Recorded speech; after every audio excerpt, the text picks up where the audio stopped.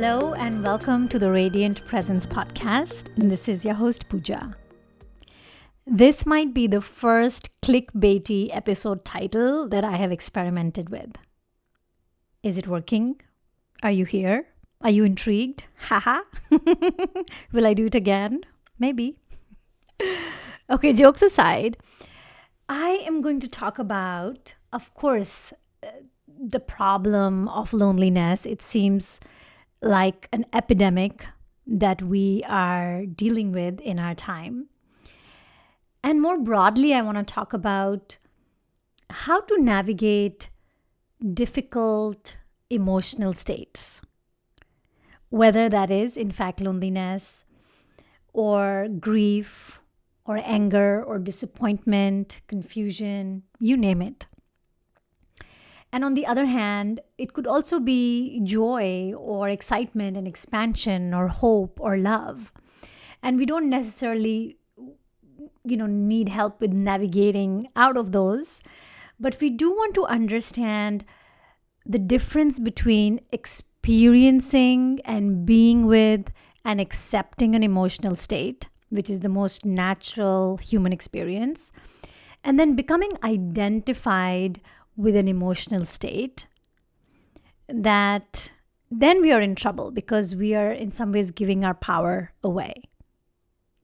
So what I want to share with you today is a Buddhist practice that helps us unhook from these intense emotional states. It helps us stay in an emotionally fluid state and prevents a lot of extended pain and suffering. What I love about this practice is that it brings us to this state, not in our intellectual mind. It is not on the mental plane, but it becomes a state in our heart that allows for us to use our pain, our joy, to connect with others. I want to begin by sharing the story of Kisa Gotami.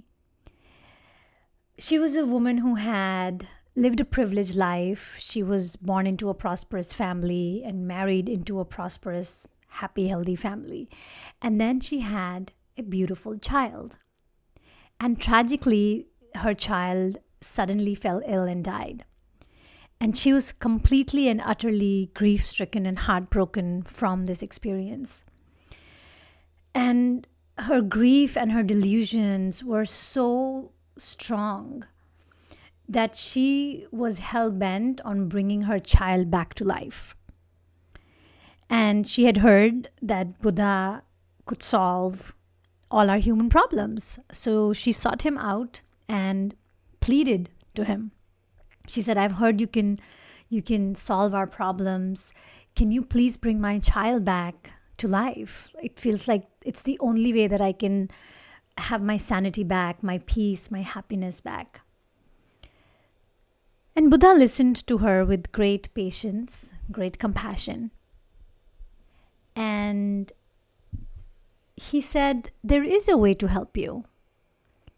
But first, I'm going to need 1 grain of rice from a household that has not experienced death. Can you find that for me? So Kisa is now filled with hope, and she starts knocking on the doors in her village. And at each home, she asks for a single grain of rice, provided that no one in the household had ever faced loss. And every door she knocked on, every human who opened that door, she found out that they had the same answer. We would love to help you, they said. But we too have known death and loss. Someone has died in this family. We are sorry.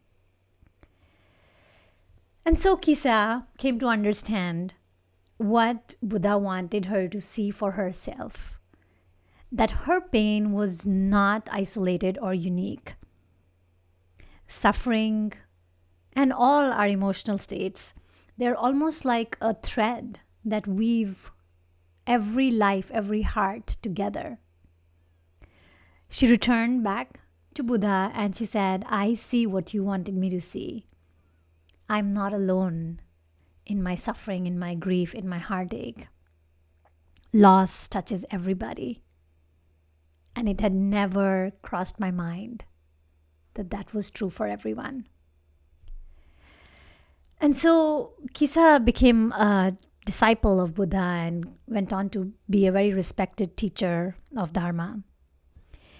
And what this story points us to is a very profound Buddhist practice called equalizing self and others. This practice is also called exchanging self and others in some traditions.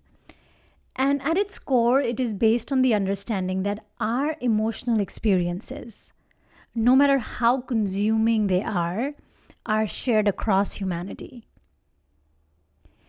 Now, I don't know about you, but when I am suffering, when I'm in the throes of great emotional pain or physical pain even, all I can think about is me. My entire focus is on me and on my pain and how bad it is, how quickly I want it to go away. I want to talk to people about it. I want to garner support and comfort and, sympathy and compassion around my pain.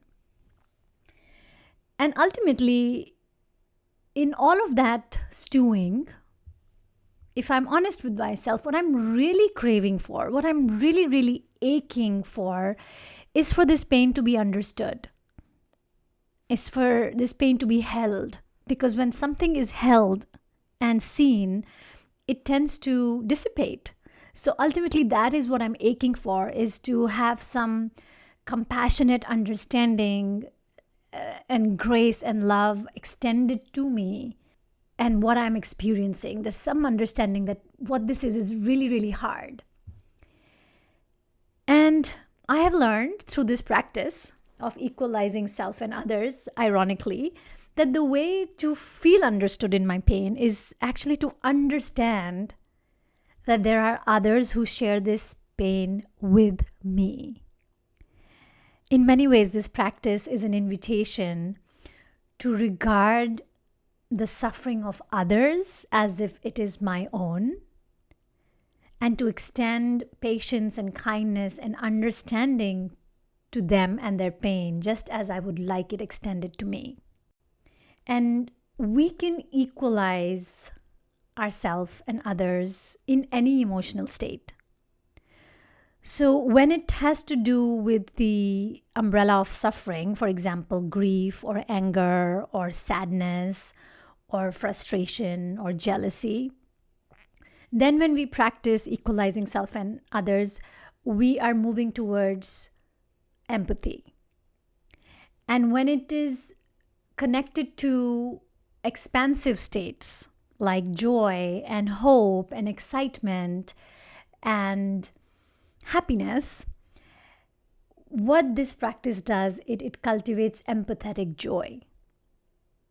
So regardless of what we're experiencing, when we learn to step out of that emotional state from ourselves and feel that into others, we are expanding our capacity for empathy, empathetic joy, connection, and compassion. Let's take a moment to explore what becomes possible when we flex this muscle of equalizing self and others.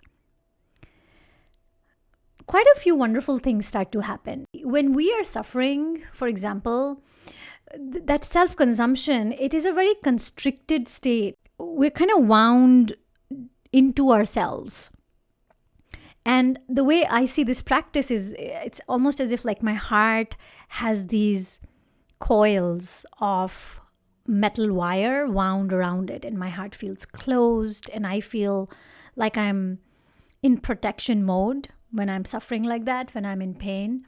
And this practice allows me to pick one strand that is coiled around my heart and then place it into the heart of another. And then I pick another strand and I place it into the heart of another human being, and so on and so forth, till my heart can actually breathe again. And ultimately, we do not want to move through life with a closed, constricted heart. We want to feel. We want to have this quality of making full body contact with life and everything that is happening within us, around us, without having to feel like we must protect and shut down from time to time. Let's look at some examples on both sides. So, we talked about loneliness. So let's think about and feel into the experience of loneliness. Bring to your mind a time when you were experiencing loneliness. How did it feel? Can you access that quality of heaviness and hopelessness and isolation and the desire and the longing for something or someone to kind of bridge the gap? How palpable it can feel, and this ache to connect and to belong. When we practice equalizing self and others, we first begin by fully acknowledging and allowing that feeling, just like we did. We go into an immersive experience of what we are feeling right now. We notice how it shows up in our body, the discomfort we might feel in our heart around it. We do this without judgment. And then we say, oh wow, this is hard. This is a tough experience. And then we expand our awareness and ask, how many people are out there right now in this exact moment who are feeling the exact same way that I'm feeling? This gut-wrenching experience of loneliness, how many people are out there feeling it?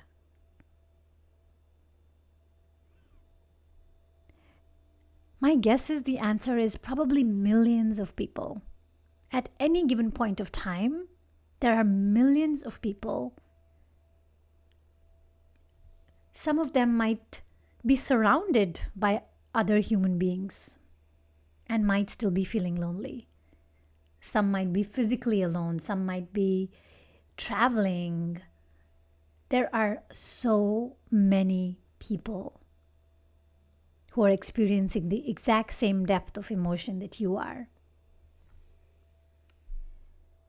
And we imagine them going about their life.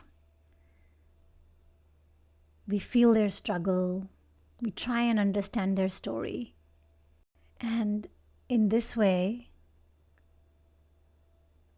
the first thing that happens is that we are no longer alone. We are literally connected to millions of other human beings in a shared experience. So the first part of equalizing self and others is that it builds connection. And the other part, if we want to take this one step further, is we can contemplate who might be experiencing this exact same feeling but has additional challenges, is even more under-resourced than we are. Could there be a 7-year-old child who's feeling lonely? What is it like to not be fully developed in your body and in your mind and in your heart, and to experience loneliness? Think of just the limitation of coping mechanisms for someone like that.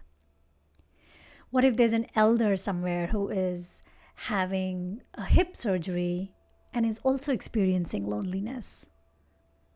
So now there is someone with physical pain and emotional pain at the same time. So as we let our imagination grow in this aspect, and our empathy grows with it, because now we're contemplating the double burden, of many, many people who are dealing with this and something else. And as we open our hearts to all of these different combinations and possibilities, this is where our compassion and empathy starts to grow. And we feel this for them, and we feel this for us, how hard it is to be in this situation. Let's go to the other side of the spectrum with this practice. It's not just limited to emotions that we perceive as difficult. Although, when it comes to, under the blanket of suffering, what I would call the emotions that fall under the blanket of suffering, there's an additional layer of shame that people carry. So, someone who's experiencing great loneliness might have to go to work and pretend to function like a normal human being and make conversation, or someone who's steeped in anger has to feel shame around this impulse inside them and also then show up and maybe shut it down, whatever it is. But when it comes to the category of suffering based emotions, there is also a layer of shame, and that is also a shared human experience. So before I go to the next experience, which is on the side of joy, I want to share that how important it is for us to have compassion for ourselves and for everyone who is suffering, because they are not only just suffering, they might have some other combination of suffering along with it, but they're very likely also dealing with the shame of what they are feeling, because it's not an quote unquote acceptable emotional state to show up in the world with. All right, so let's go to the other side when we are talking about moments of delight and celebration. It's very possible that as you're listening to this, you are in a state of joy. Maybe there's something you're celebrating. Maybe there's an achievement, or you are enjoying a new connection, or you received something that you've been really wanting to have in your life. You are embarking on a new adventure. There are so many experiences like that. So if we were to take an example like this of, let's say someone is getting married, let's feel into the joy of that there is going to be a union with the beloved. It is highly anticipated. There's been all of this preparation, the joy of having and their loved ones to witness this moment of joy and love and commitment. If we are in that place of excitement and joy, we can really feel into who else is experiencing this right now, who else is getting married right in this moment. And you know what? There's probably millions of people getting married at the exact same moment as you are. And we can immediately feel this joyful connection with, because we know what it feels like for everyone, all these millions of people. We know what it can feel like to be in that place of excitement and anticipation and the joy of starting a new adventure with your playmate, your teammate. We can expand our joy into empathetic joy and share in this moment with all of these people that we will never meet, we will never know who they are and where they are, but we are with them in this moment. And then we can take it even further. What if someone's getting married after having experienced some hardship? Maybe they had to save up for this wedding. Maybe they had to endure some illness or some other family challenges. What if there's someone out there who lost a partner? They are a widow or a widower, and they went through years of darkness and hopelessness and have found love again and are now going to start on this new chapter in their life. There's so much to expand into in this experience as well. There is so much joy to share and celebrate when we connect with all these other humans. When we practice equalizing self and others, we are really invited to reflect on a very profound truth, and that is that every single being, just like me, desires happiness and freedom from pain. And the more we practice equalizing self and others, the more we reflect on this truth, we find that our sense of separateness and isolation, it truly starts to dissolve, not again in some intellectual way, but in a very real and embodied way. We start to feel our interconnectedness with each other. And so whether we are caught up deeply in our grief or we are basking in our joy, we can find comfort and solace and purpose in the knowing that this moment is shared by many, many, many humans. It is truly my heartfelt and sincere wish that you found this practice and this perspective useful in your day-to-day life as you navigate being a human who feels a depth and a width of emotional experiences. What I will do is post a guided meditation so you can have an embodied experience of this practice of equalizing self and others. And I will share it as a separate podcast episode so you can just access it directly. And as you reflect on this practice, can you think of one person in your life who would benefit from it? If yes, please pass this podcast episode on to them. And don't forget to subscribe, rate, and review the podcast if you're enjoying it.